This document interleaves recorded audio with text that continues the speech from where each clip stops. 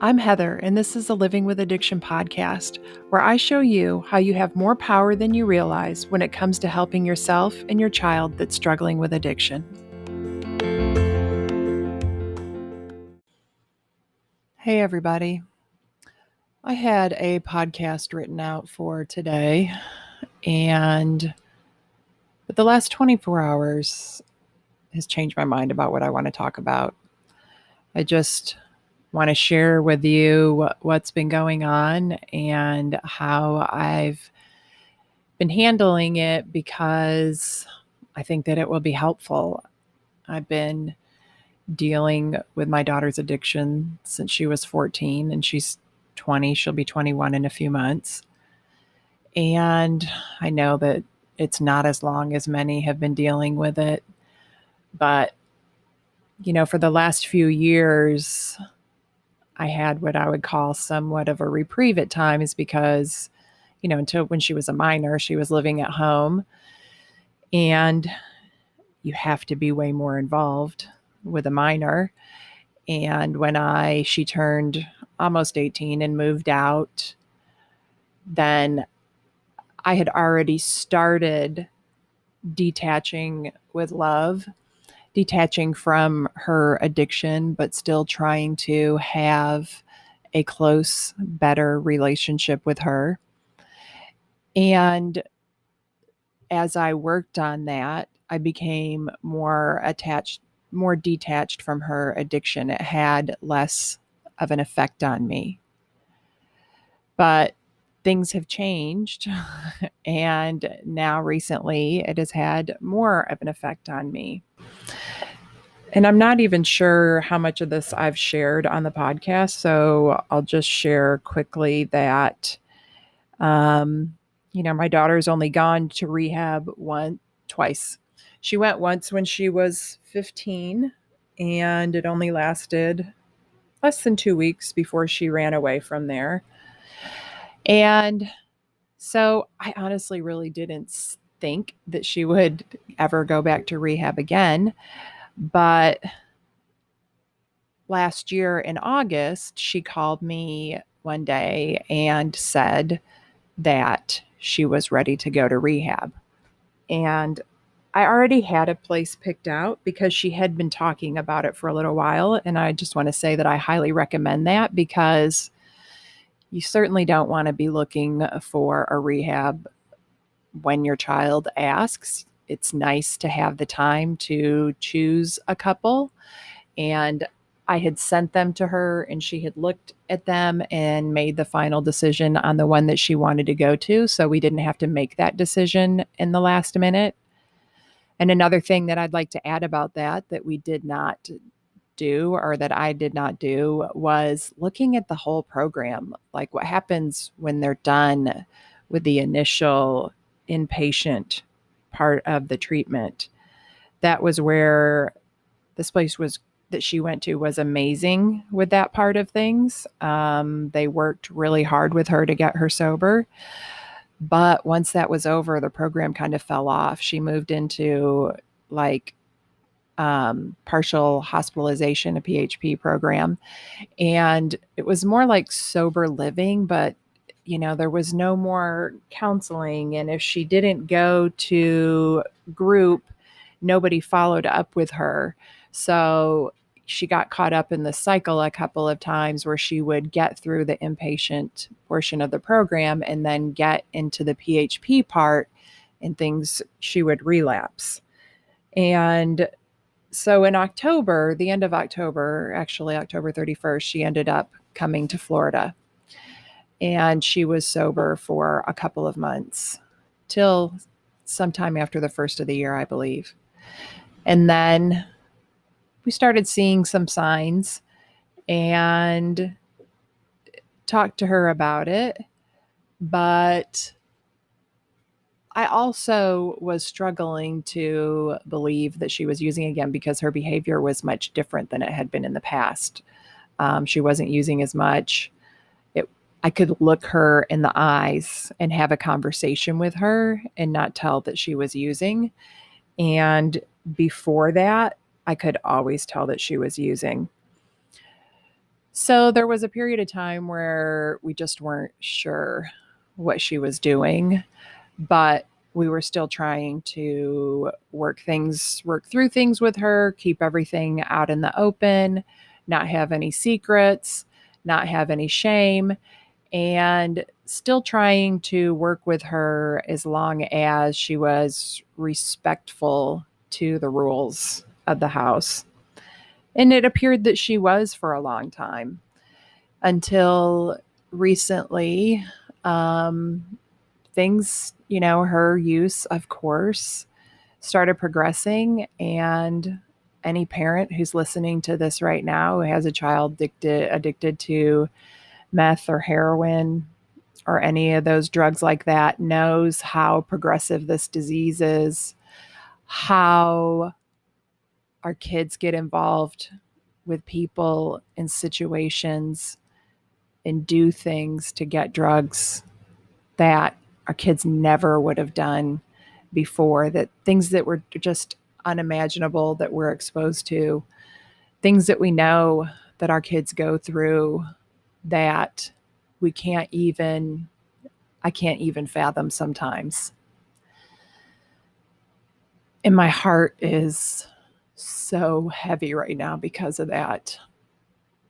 That part of knowing that it was, trauma and emotional issues that got her started using, and knowing that the actual addiction itself is full of so much more trauma, the lifestyle, the things that they have to do to get drugs.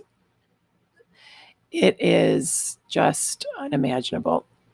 Excuse me, my voice is cracking. I have not slept much.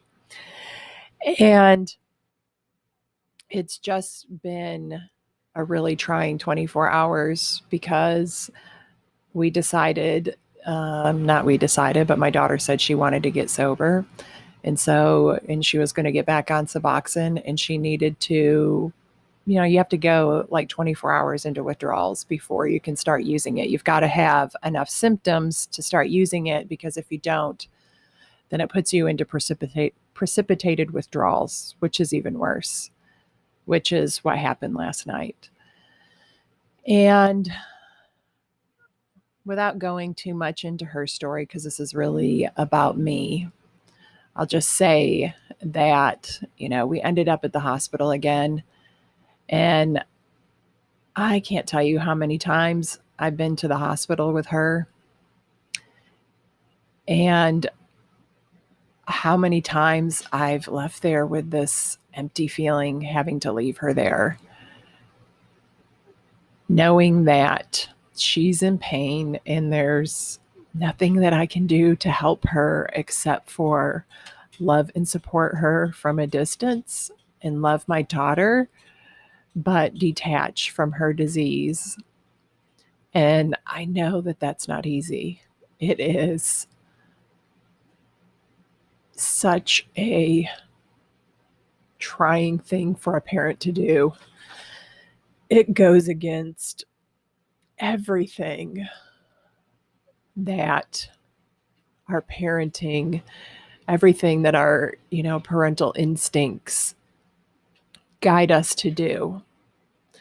And I realized last night that I had really forgotten that when I finally decided to release her just before she turned 18, when I got to the point that I realized that nothing that I was doing was working, that it was just all insanity on my part. All of the doctors that I was taking her to, all of the contracts and rules and boundaries, all of the things that I was doing were just impossible because she did not want to be sober. And you know what it's like if a person doesn't want to be sober, there is literally nothing that you can do. The things that I focus on doing are for me so that I can live the happiest, healthiest life and have this sadness in my heart for her that she isn't a part of my life the way I want her to be, but also have enjoyment in my life. But there's also days like today where 100% of my heart is sad. And I choose that because I went through this first, I was so numb for so long. And yesterday was one of those days where I had to be numb to stay level headed and not get angry and not meet where she was at. When I looked at my daughter and her eyes just, she wasn't there. And I'm sure you've experienced that with your kids too, where you look in their eyes and you know that the drug is totally in control, that they are just not there. And that's what I could see in her yesterday. And I went very numb trying to support her through her withdrawals, hopefully just getting to the point where she could take the Suboxone. And things just did not work out as planned. And my heart is heavy today because of that. I don't know if she is going to choose sobriety. It feels highly unlikely. It seems like this drug has more of a hold on her than ever. And I hope that I'm totally wrong, but I just have to keep my mind open to what could happen. She was saying that she wants to go back to Oklahoma, and the way that things have gone since she has been here, I think that she's fallen in with worse people here than she ever even knew in Oklahoma. And I never thought that sending her back there would be the safest thing for her. But at this point, if she doesn't want to be sober, I believe that that is what's safest for her. And the whole point of this is just sharing how sometimes we just have to let go. And it's hard. But what I realized last night, I was leaving the hospital at like 2:30 this morning, and I just felt so empty. And I realized that since after I got off my last call yesterday with clients, I went to see her. It was like 4:30. And since that time until 2:30 in the morning, like I hadn't done anything to take care of myself. Like I was dehydrated. I hadn't had anything to drink. All of my focus had been on her, and it had been such an emotional strain. I used to live like that every day. And going years living outside of that, because yesterday I was in the middle of her addiction.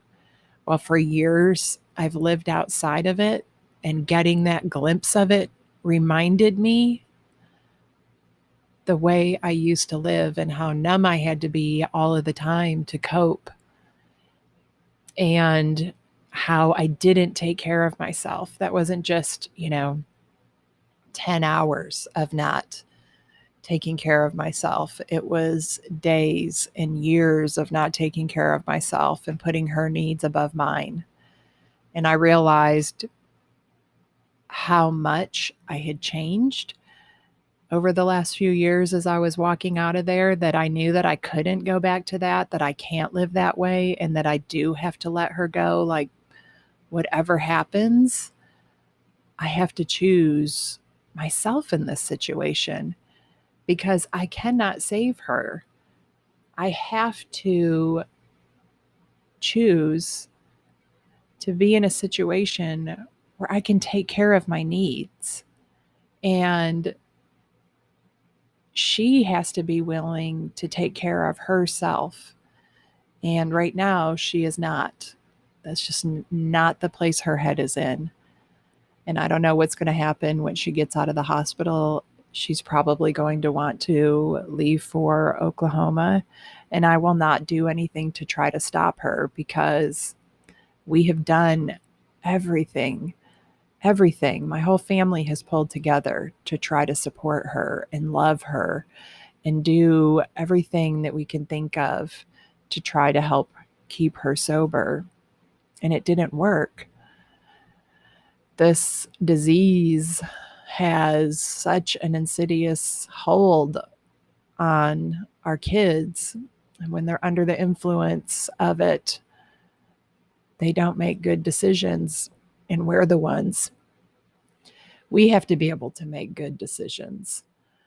We have to step outside of their addiction and really take care of ourselves and make sure that we have the resilience that we need to, this is a marathon, not a sprint. And, last night I was sprinting, and I used to live trying to run a marathon with a sprint pace and not taking care of myself. And it didn't work. I ended up sick and burned out. And I'm facing a lot of, my own health challenges right now with breast cancer. And I just came to the realization last night, like, I have to choose myself again. And I pray to God that my daughter chooses herself. But if she doesn't, all I can do is acceptance. Like, I'll be going right back to the early stages of how I dealt with her addiction. I will be going back through acceptance that we did everything we could and it still wasn't enough. And that I am going to take care of myself so that I have the resilience to show up for her when she is ready to get sober again. And I'm going to keep living as an example of the life that I want her to live. I'm going to take care of myself the way I want her to take care of herself, the way she just isn't able to right now. And I will be here and ready when she is. And I know beyond a shadow of a doubt, I don't have to relearn any of this, that I am the only one that can create my peace of mind in this situation. She cannot do that for me. There is nothing that she can do to create peace of mind for me, because even when she was in rehab, it was hard. Thank God I chose a rehab that was 8 hours from where she lived, because she would have left many times if she could have just called a friend to come and get her. Even 2 or 3 hours probably would have been too close. She could have talked somebody into it. But even her being in rehab, that was tough because she was wanting to leave all of the time. And after she got out, it's not like it's ever smooth sailing. I mean, there might come a point where after they have a long-term sobriety, we don't know if or when that's coming for us. None of us know. And the only option that we have is to create our own peace of mind and to take care of ourselves and be an example of that for our kids, and know when it's time to let them go, and know when it's time to put your own oxygen mask on first and take care of yourself. And, I know some other mothers and fathers are going through this right now, where they're at that point where they're having to let go. And I know how painful it is. So I just want to say, I understand what you're going through, and I am here if you need to talk. And if you don't talk to me, make sure you have somebody to reach out to. Make sure that you have a support system in place. If you don't have one, start working on it. I've been building my support system for years. I go to a licensed drug and alcohol counselor every week. She is my saving grace. I work with coaches. I have friends who understand. I have friends who I can call and say, I just need you to listen while I vent. And I have friends who can help me work through things when I'm ready to work through them and process. Like, I know that I have all these people that are just a phone call away from me, and it's a huge comfort for me. And so I just would like to offer for you to start working on your own support team.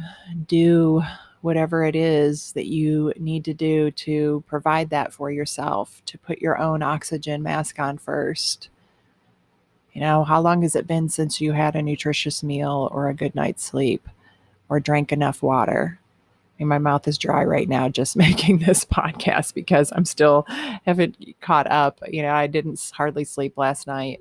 I've hardly eaten anything, and I've hardly had anything to drink.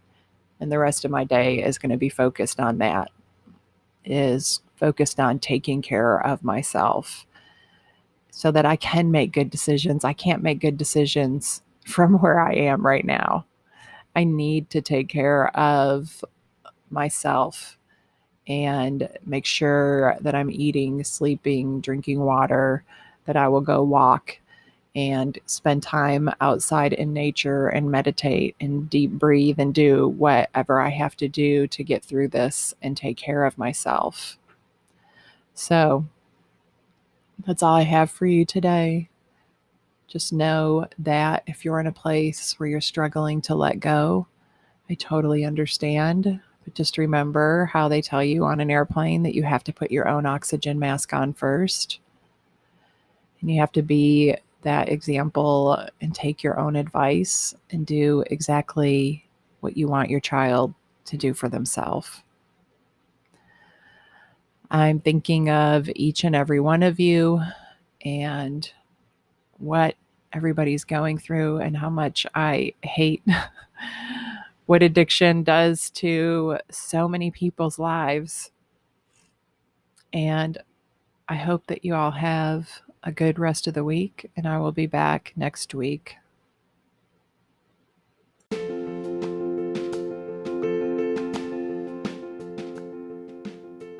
Thank you for listening to this episode. If you want to learn more about my work, go to heatherrosscoaching.com. If you want to help other parents who are struggling with a child's addiction, you can do it 2 different ways. First, you can share the podcast with them directly, or you can share it on your social media. Second, you can leave a review. Talk to you next week.